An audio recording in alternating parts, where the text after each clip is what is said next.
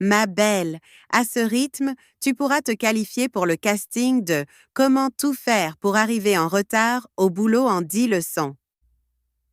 Quelques raclements de gorge se firent entendre pendant que moi et Trista, on éclatait de rire.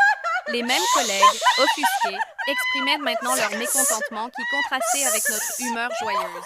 Sans gêne, ma collègue poussa sa chaise près de mon bureau avant d'y prendre place, les jambes croisées, m'encourageant à continuer à narrer mes aventures matinales.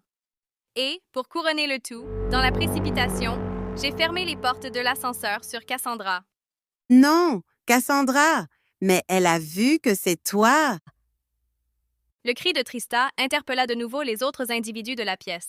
Je pouvais sentir qu'ils étaient au bout de leur vie.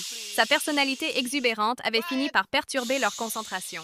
Cette fois-ci, ils furent plus insistants en lui faisant signe de baisser d'un ton. En réponse, celle-ci reprit une gorgée, encore plus bruyante, et se remit à m'écouter sans brancher. Trista était une personne qui supportait difficilement qu'on lui dicte comment elle devait se comporter et personne ne voulait finir en clash avec elle dès le matin, au risque de se faire durement rabrouer, comme cela avait été le cas pour quelques zélés.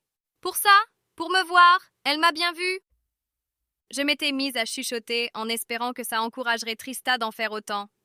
My God. Visiblement, c'était peine perdue. Les décibels de Trista étaient passés à un cran supérieur.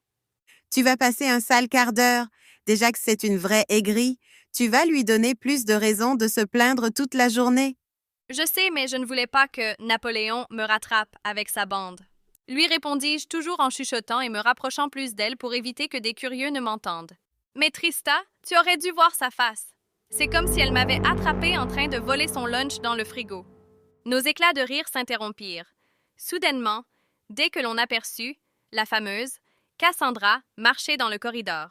Elle se dirigeait, d'un pas déterminé, droit vers elle, l'air encore plus frustré qu'à son habitude. L'incident de l'ascenseur n'était définitivement